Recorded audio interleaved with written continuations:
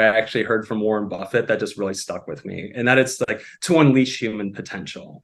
And like when you're working with really smart, ambitious, curious people, very often it means like, let's collaborate, let's find some interesting, impactful projects, and like let you do your thing. Like for the strongest people, it really is just really unleash who they are, let their personality shine, let their capabilities shine, and let them work on projects that are both like, help them grow and, really, maintain their inspiration and their curiosity. But of course, at the same time, making sure that it's aligned with customer impact. Welcome to Peer-to-Peer's Spotlight Series. Spotlight Series is a platform for hiring managers, referrers, and candidates to showcase our talents and opportunities within the startup ecosystem.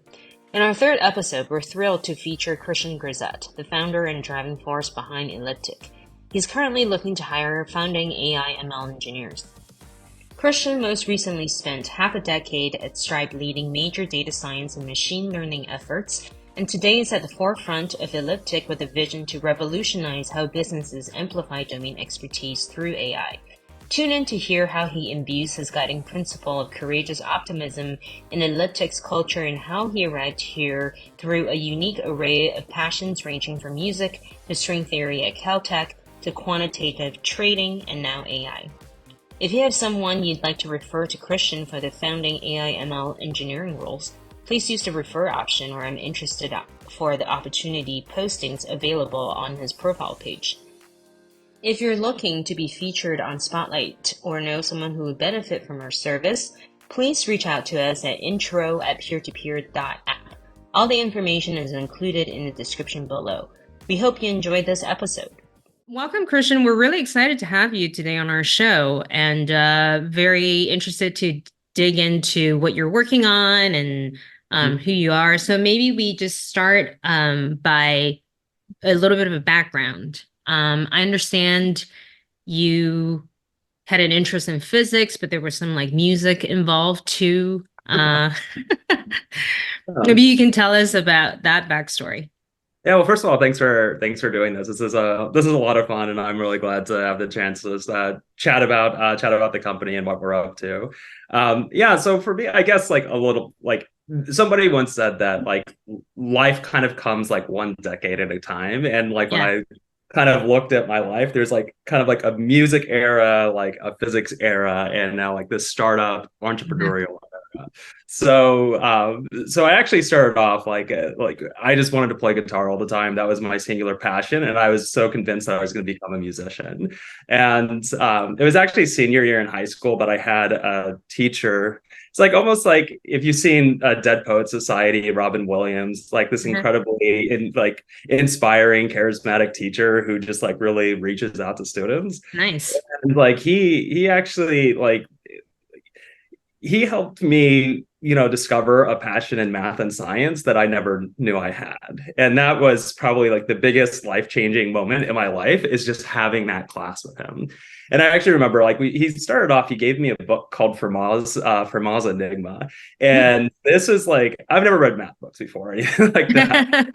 It was just so fascinating to me. Like there's the idea that there is like this mathematical like conjecture that has been around centuries, and like the most brilliant people in the world were trying to solve it. And then finally in the 90s, I think early 90s, like a brilliant mathematician solved it. But just learning so much about that, it was like, okay, like math can be kind of cool. And then at graduation, this is where I ended up getting like an actual interest in physics. Where at graduation, he gave me a book called Dancing Woolly Masters, and it's definitely like a pop science book, but it was a book that went into like what is quantum mechanics, what is relativity, and that was one of the most mind-blowing things like I can ever remember. So it's like I'm a kid in San Bernardino County who is planning on being a musician, and then this book like opened up the world of quantum mechanics, wave functions, like quantum uncertainty, and like Einstein's relativity is still like truly groundbreaking and like absolutely mind-blowing in terms of general relativity is saying that space is a fabric that bends to the objects in it. That gravity isn't a force, it's just we're on just like a rubber sheet that the sun bends, and then we're just going around this rubber sheet. Just like learning about that stuff is when like I knew like for sure I'm like I've got to study physics. This is what I'm going to go down. Now I actually had to start over at community college because I was planning on being a musician, and so What kind of music were you playing? for music, so the genesis of that was starting off like punk rock, so like Oh, Blink nice, nice. Green Day.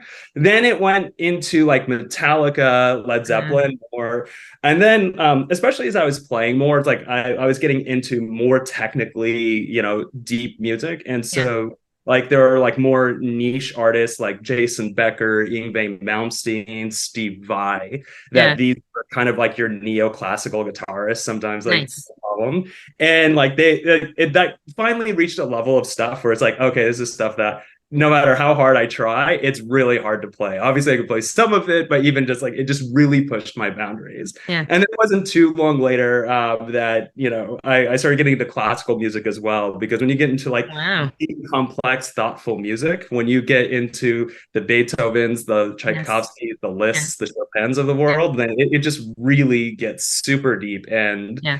yeah, so like that's kind of where like my passion for music kind of evolved towards. Oh, that's really cool. It sounds like you're somebody who's like really like grounded in principles. At least anyways, in your background story thus far, it's like, you kind of want to get to the meat of things and sort of what makes things tick. That's kind of what gets you going. Yeah, I think that's fair to say. I really like the idea of like uncovering like at the most fundamental levels like how things work. And so, That's like, I mean, obviously, like, music theory is fascinating. Again, like, understanding the fundamental laws of the universe was absolutely fascinating. yes. Like, for me, I think a lot of people resonate with the idea of, like, being young and having, like, big philosophical questions of, I don't know, it's like, what's the purpose? Like, how should societies function? It's like understanding, like, it, like, most principally, Yes. like, how things work, for sure. Yeah, that's really awesome. So you were studying physics and then that brought you to community college. And how did that kind of transition into you kind of have a really diverse background, like physics and quant trading and then, into tech. Mm. Yeah, I mean it's yeah, I mean it's like a double-edged sword, but I think it's something that actually leans very well to having the mental flexibility to navigate startup Yeah. life and what it entails. But yeah, I mean I think when like one thing that I'm just like kind of reminiscing that I've Mhm. kind of learned is like the transition from, I was a community college. Like this is where I didn't really have a deep background in anything. So I'm like Mm. starting over taking classes in like Yeah. trigonometry and stuff Yeah. like that. And but I had this like singular goal of like I want to get into Caltech. It wasn't even like Harvard or MIT. Like I grew Yeah. up in SoCal. Caltech was right there, and it was known to be like the most rigorous school for sciences, and like that was like the Mhm. single-minded focus that I Nice. had. And even though somebody going in with scant mathematical background saying I want to go into physics there, it was just like endless passion, just like Mm. constantly reading books that were far beyond my capabilities. Obviously, they're like the popular, more like the popular science books that like there's like a guy named Brian Greene who wrote a bunch of books on string theory that were high level, but then getting more deeply into just reading books onto like vector analysis, linear algebra. Roger Penrose had this really cool book called Road to Reality, which is kind of both philosophical but also like shows you the mathematics of like string theory and quantum physics and stuff like that. Yeah. And just staying as far ahead of the game as possible, and just like keeping that just like insatiable urge to Mm. learn how the universe works. Yeah, I was pretty lucky that I was able to like ultimately transfer from community college to Caltech. It's not a Nice. common path. Not many people make that transition, but that was a getting that letter from Caltech saying that I get to learn from some of the most brilliant people in the world was for sure a life-changing event. Sure, absolutely. And at Caltech, how did you, I guess, like, it sounded like you were sort of singularly focused on physics and understanding how the universe worked. Mm. And then what happened? Oh yeah, I mean at Caltech, like I loved like those were some of the best transformative years of my life. Like Yeah. there's like certain places where I look at it. For me, like also Stripe, like had the same feeling as when I was at Caltech. It's just being truly exceptional, truly extraordinary. But Hmm. yeah, going to Caltech, it was just like I knew what I wanted, and they were able to give it to me in such incredibly high doses. Yeah. Being around like incredibly smart and creative people. One thing that I really loved about Caltech is like it's an environment where people can really be themselves. Hmm. Obviously, there's like it's just like in San Francisco, everybody talks about tech, and Caltech people talk about math and science, Yeah. obviously. But Yeah. like, Yeah. people can like really be themselves. They can let their personality shine, Hmm. and that's something that like Caltech was like that. Stripe was like that in a way that Hmm. I see few other kind of like cultures emanate. Yeah. But yeah, it's Caltech. Like yeah, and I was really really focused on theoretical physics, and I took like the all the classes that I could take on that. Like I was so lucky. There's a professor named is Mark Weiss, Hmm. somewhat similar to Rick Wiersma back in high school, where he's like very charismatic, very smart, and I spent a lot of time with him. Like he was a pioneer in like the standard model of physics, and just being able to learn from him, Yeah. being able to just like do some projects with him, and same with Professor Schwartz, like who was he was the pioneer of string theory, and like again, like senior year at Caltech, just being very close to him, working on Hmm. projects with him, learning from him. It's just like incredible. It's like wow, like I was reading about string theory like 7 years prior, and now I'm actually here, not just meeting him, but like having lunches, having regular weekly meetings with the creator of string theory. It's Wow. really a once in a lifetime experience, especially for someone like that young and going through Yeah. Absolutely. part of their And life. and I guess how did you make that transition from, I guess, like being really enamored with physics to sort of the startup land? Yeah. So using terminology that I've started to pick up recently, like theoretical physics is kind of a bad market in the sense there's very little money, there's very little like flow through it. So like if you really are interested in studying like the string theories or the cosmology, like trying to do that, I mean, just like here's like the hard numbers. Where I remember I was in grad school and I asked a professor, it's like, what are the job prospects like? Because we've always heard like there's not much funding and that it's really hard to become a tenured professor, Mhm. or even assistant professor. And he was like saying like, well, let me put it this way: in the last 5 years, only one position in the U.S. has opened for Wow.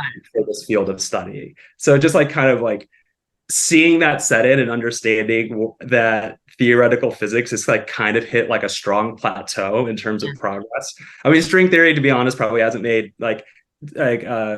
hasn't had a breakthrough in probably 20 years, you can argue, with something called ADS CFT correspondence. And just I think the world is starting to move on from theoretical physics towards, I mean, like stuff with like astrophysics. So if you've heard of like the James Webb Telescope, there's so much more that we're learning about the universe. But at that point, it's thinking, do I completely switch a field of study, or do I just say like now's the time to go into the workforce? And Mhm. obviously marinated on that decision for like quite a while, and then I was like, you know what, like this chapter of my life, I can close it saying like I have a deep understanding of how 99.9% of phenomena in the universe works and how Yeah. it happens. I think I can close this chapter and open a new chapter, actually go into the workforce and learn something new, do something a little different. I'm curious, maybe we can talk about your time at Stripe and then Yeah. kind of how that led into what you're doing right now. Mhm. Yeah, so at Stripe, when I joined the data science team, and the like it was headed by his name is Ethan A, and he was a really really great manager. I really appreciated his leadership. He created such an amazing culture with that team. It was so memorable for me. Yeah, when I joined, I think Stripe was about 570 people. The data science team, I think I was like 14th or 15th. Okay. Um, and my focus was like more on the engineering side, so like the data infrastructure side, somewhat of the data tooling. Mhm. But that was a fun opportunity because it's not only like working in data science and building really cool tools here and working with uh, obviously incredibly smart people, incredibly driven people, high impact problems. One thing I will say about Stripe, like especially at the time that I joined, it was so entrepreneurial, and it was just there's just like so much opportunity for people to, find, big value adds and just be empowered to go do it.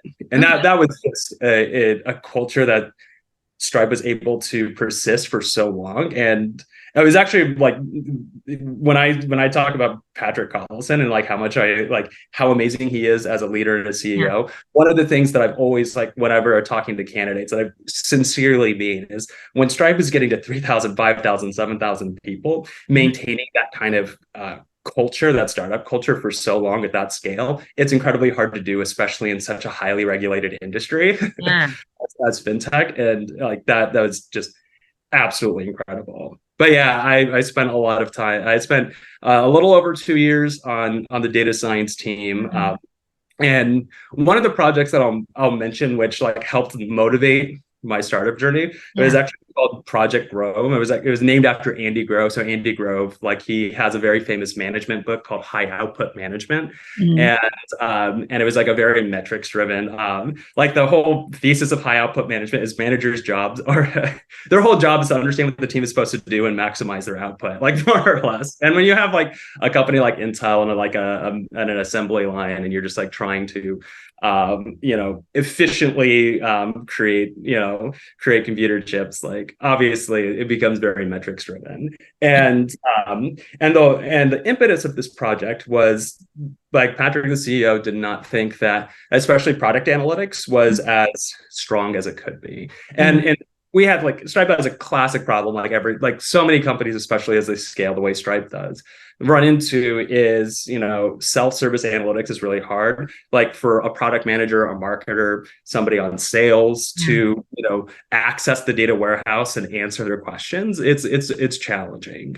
And at the same time, like data teams are highly expensive, high expertise teams, and they find themselves spending a significant amount of time answering like ad hoc questions, doing Mhm. like what are more like routine things, putting together basic plots or basic queries. Yeah. And that tends to be a huge time commitment from them, often like quoted as a third of the time is spent doing more of these routine things rather than pushing the boundaries with experimentation, new machine learning models, more Mhm. sophisticated like matrix factorization techniques, whatever. Yeah. So Project Grove was a project that the CEO was saying, how do we make analytics more accessible to the business users and Mhm. kind of unload the burden from data scientists. I hate to say the word burden, but just like unload this kind of responsibility to free Sure. them up to do the more technical work. How long did it take, I guess, for you guys or for Patrick to kind of put this into motion? Because, it's always a pull and Yeah. push sort of initiative. It's like, okay, yeah, we need to support customers, and then, oh, but we also need to, be innovative and keep pushing on that front. Yeah, well, I'll tell you, so it's like Stripe, like the way Patrick operates, and even to this day, is like he is very decisive and he wants things to move fast. So it was just basically like at the beginning of the quarter, it was like I think maybe it was like 2019, 2018, the beginning of that quarter. It was just Patrick had like a very concrete edict that he had given Ethan, our head of data science. It's like, Mm. we need better analytics, particularly product analytics. Make it happen. Oh, I see. And then that's when I ended up getting pulled in unexpectedly to kind of be a part of this project and like really work through and see like how can we ultimately, scale data science knowledge? How can we create more self-serviceable analytics? Nice, nice, nice. And I'm assuming that kind of gave you sort of the impetus to start your own company. Maybe talk about the transition there a bit. So I actually first trans. So at the end of that project, I was at Stripe for like a little bit over 2 years, and I didn't yet feel like I'd been thinking about building a company. It was something I certainly had on my mind for a while, but I didn't feel like the timing was quite there yet. Uh-huh. I certainly thought about it. I actually remember taking a 2 week break or a 1 week break, like going into like going basically finding a cabin in the woods, kind of just like thinking and deciding like, okay, what are like, I've done so much for the data science team, we just went through this project, Mm. what's next, and certainly thought about like startups, so on and so forth, but I had felt that I want to stay at Stripe a little bit longer. In particular, there is an interesting opportunity that I'm very glad that I took Mhm.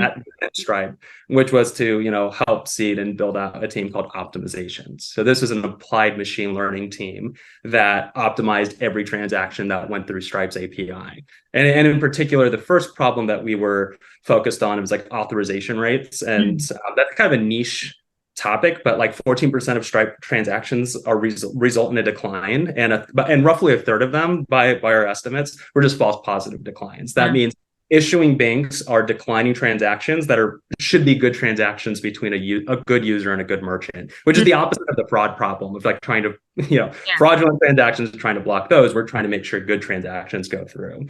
And so that was the first big problem that we wanted to solve, for a variety of reasons, for this team. So I decided to take up that opportunity and have the experience of building out this applied machine learning team. And Yeah. then it was after this team that again I went, had that log cabin kind of thing, and then it was like, now's the time to go build a company. Okay. And I guess in that transition, what kind of stood out to you in, the sort of problem areas that you're looking to solve? And then, how did that lead you to what you're solving for today?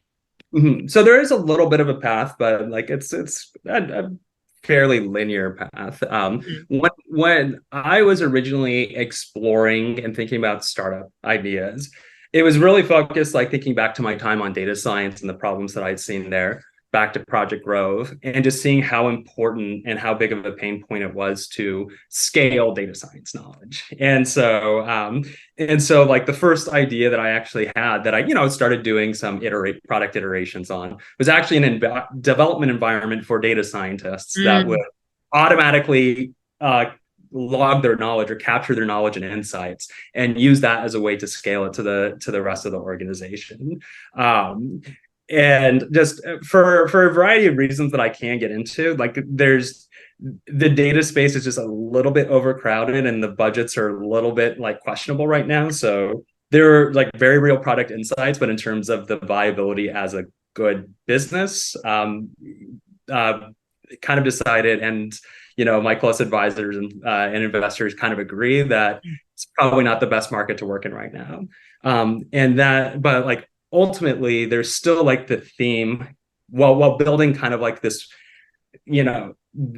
tool that would consolidate and kind of disperse data science knowledge. Like this is very much like in vogue with what's going on with AI right now. This Mm-hmm. kind of led to the idea of being able to use knowledge graphs. So like I was actually like Nice. inadvertently, not realizing at the time, building a knowledge graph, Mm-hmm. that would link like what questions are people asking, what data sets were being used, which people ask the questions, what people answer the questions, what are the topics, and how do they all relate to each other. Yeah. an example of a knowledge graph. And it kind of became like, then it was like starting to think like, this actually feels like quite general. Like this isn't just something you can use for data science. It can be used for general purpose like knowledge consolidation and dispersion. Yeah. And so that's the current direction that we're on. And this is more of a use case and more of a market that's like growing rapidly. Yeah. And I'm like very enthusiastic about the potential here. That sounds like it's definitely something that AI is trying to solve right now.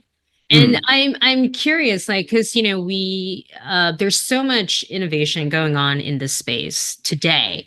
So it's mm, like, why, I guess, why should someone join you instead of like joining, another startup that is maybe looking in the AI space as well? mm. So I guess for me, there are three important reasons to join an early stage startup. One is being able to learn, like insane rapid growth of learning. Yeah. And when you look at different startups, you just want to ask the question, am I going to learn and develop the skill sets that I really want to learn? As you find that startup that matches your interest, then it's going to be a fire hose and you're going to grow in ways that you can only imagine. Yeah. Number two is like the team and the culture. And I'm happy to talk a little bit more about the philosophy of how I think about things.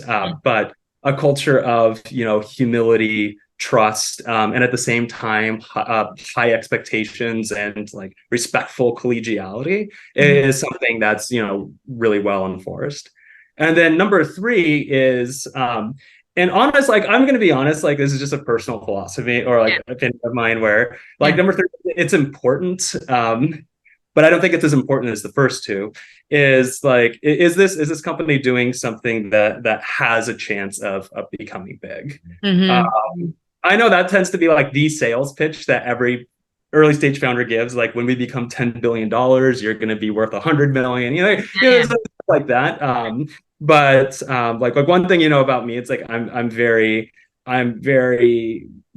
very much of like I don't want to oversell things. I don't want people to walk away feeling that like I'm misleading them or anything. Like I'm always like more of like, let's just, you know, let's have ambitious goals. Let's understand what are the steps to get there.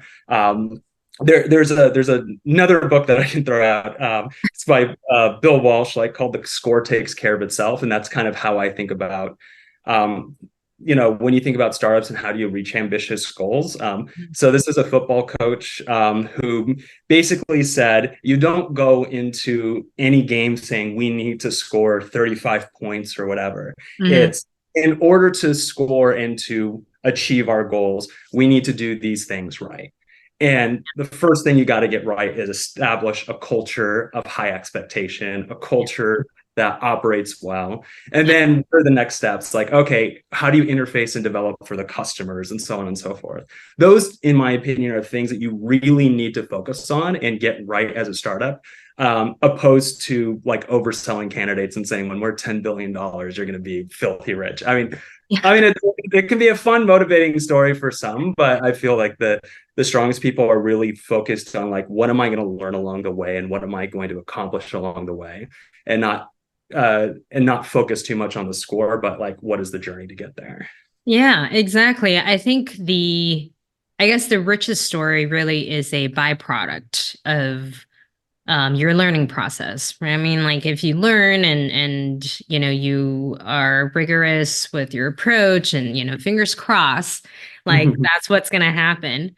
Uh, but to your point earlier, like focusing on a byproduct sometimes is not as a strong sell because I mean that's basically what all startups are trying to do. Um, and I have Yeah. to. Oh, No, no, go go. ahead. No, this is I was actually thinking about like, and like what like the actual like number, like the top cultural value that I've thought about for this time and like continue to say is like what I actually call courageous optimism. So Hmm. there's and like I think there's a caveat there because like sometimes when people like say optimism, it's like it's conflated with the idea of like naive hope. And like Hmm. so like kind of what I think of when they're like, oh, we're gonna be a $10 billion company. There was one company that I interviewed with like a few years back, and they were like, when I was asking, what's your path to get to $10 billion? She's like, well, what's the path to get to a trillion? Like, that's what we're going to become. And to me, that was just like that's just like, that's just like hope. Like, Yeah. that's not like rigorous like that. You're just like talking about hope right here. But for me, like there's like a different type of optimism. And that's the kind of, and it's like I call it like hard-earned optimism, where like these are like people, or the idea that you've gone into big, ambiguous, ambitious down these paths, and despite the fact that you went out not knowing what it was going to look like, Yeah. you still fearlessly went down it. You gave it a try, and you did things that you never imagined that you would ever do. Yeah. Going down the path from I'm a musician to going to community college and learning about physics, like that's just something where like when you go through that, it's you start feeling like yeah, there's like a lot of unknowns, and startups are nothing but the unknown, looking into a black hole and like hoping that you find a path, like find some guiding light. But just knowing that you can go into those situations, knowing that you can come out learning a ton and being a lot stronger and smarter, like that's really what it's about. So it's like that fearlessness, the optimism, where it's like no matter what it looks like, we're gonna make it out. Yeah, yeah. That's actually one of the things that I really appreciated about you, about like not overselling, and also having like a principled approach, because I think these are some of the most understated qualities that maybe most people who are, if you're reading about companies on like a venture capital website, like it's never sort of really said. It's always something that was like super inspiring or aspiring, but I think it's hard for that to be tangible. But I think, you know, like the way that you were talking about it, of not overselling, I think that definitely comes through, at least in our interactions. And so but having quality there, and being like customer obsessed. And so I mean, you know, that's why we're so excited to be working with you on this. I guess talking about the kind of the company that you're building, and we dipped into the candidates a bit. Is there any tips that you like to share on the interviewing process? Don't overthink things, ask questions. That it'd be like, for example, like when I the way that I think about technical screens, for example, it's not like trying to trick people into, do you know a specific algorithm? Like it really is just like, hey, this is just here's a prompt. Let's just see if we can code up a working example in appropriate time. I tend not to like super nitpick.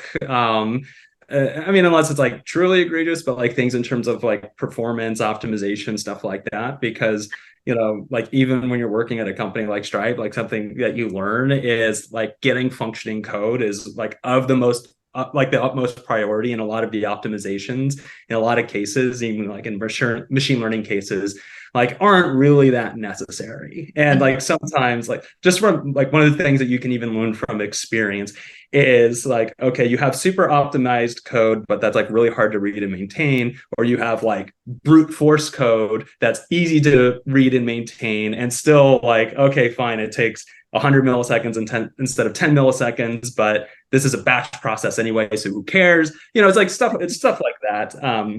That is just like thinking like really practically. So it's a little bit more of can candidates like read a prompt, like understand what's going on, get a workable solution, and like communicate potentially like any assumptions. I mean, it's like it's important to think about like edge cases and like what can go on, or like what could be the desired behavior for some situation or another. And just being able to like reason that is like really what it's about.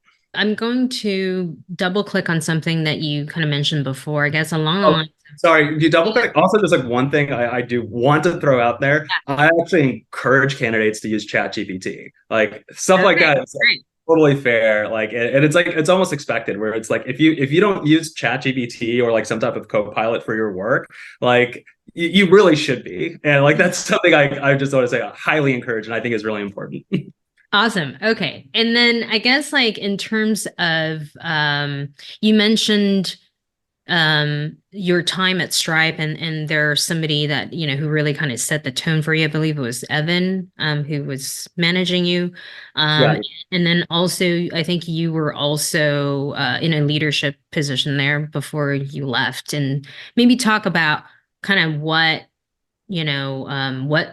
leadership values were instilled in you, and how you, I guess, how does that guide you moving forward? Yeah, the number one thing that I say here is, and this is a phrase that I actually heard from Warren Buffett that just really stuck with me, and that it's like to unleash human potential. And like when you're working with really smart, ambitious, curious people, very often it means like let's collaborate, let's find some interesting, impactful projects, and like let you do your thing. Yeah. So like I like so for for the strongest people, it really is just really unleash who they are, let their personality shine, let their capabilities shine, Mm. and let them work on projects that are both like help them grow Yeah. and really maintain their inspiration and their curiosity, but Mhm. of course at the same time making sure that it's aligned with customer impact. So For sure. that is one of the key things for me. Another thing that I maybe I even a little bit err too much on the side of this is communication. Mm. I'm a straight shooter. I'm very transparent. When things aren't going well, or when things are going well, or where things could be better, like I don't hide it, and I don't try to do the kind of you know again, like the overselling. I could just like try to say like bluntly, it's like here's Don't what's going on. sugarcoat. Like here's the problems we need to solve, and yeah, let's go do it. And Okay. so that kind of transparency with Ray Dalio says radical transparency. I'm very aligned with that. Like that's not only where you build real trust Hmm. with people. It also just gives people the right context of understanding what are the actual priorities. Yeah, absolutely. That actually segues really well into, I guess, managing conflicts or difference of opinions. How, I guess, like, Oh how has yeah. it been for you? Well, like number one, like you playing the rank card is like truly a nuclear option. Like you don't want to play rank cards. Yeah. And if you whenever they're played, almost always there's like a significant loss in trust. Hmm. Hmm. So like number one, understand that if you have a culture like again of people who are like truly smart and dedicated, motivated, ambitious, then it's like okay, when there is a conflict, it's you have two smart, well-reasoned people, or maybe multiple smart, well-reasoned people. Let's have a discussion and let's just make sure that we can diagnose and debug what is really the cause of like the disagreement or where's the understanding.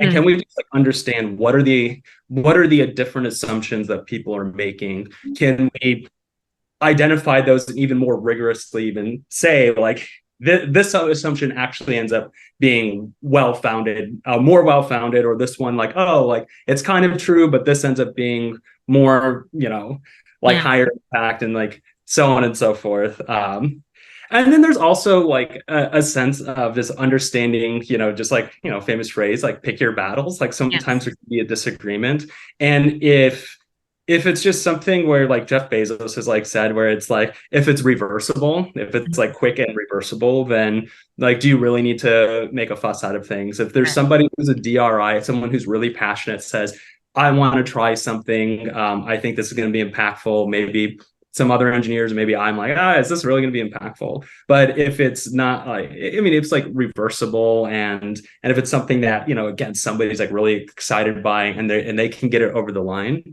Mhm. then like is this the battle we need to face? I mean obviously if there's like a super high important pressing customer need that needs immediate attention, like those are things that we need to understand that those are the priorities.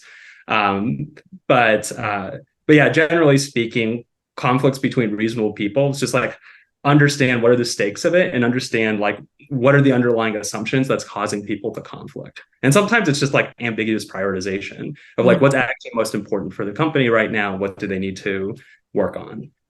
Yeah. Awesome. Well, this is all the time that we have for today. Christian, it's been great having you. Mm-hmm. You are hiring for 2 engineers, I believe. Yeah, I'm looking to bring on two engineers that will work on AI slash backend work. Nice. All of that information will be on Christian's profile page, which is linked in the bottom of this video. And please feel free to reach out by asking for intro on Christian's page. You're also able to reach out to Christian directly at his email, which is also included in the link below. Awesome. Thank you so much again, Christian. Thanks so much for having me.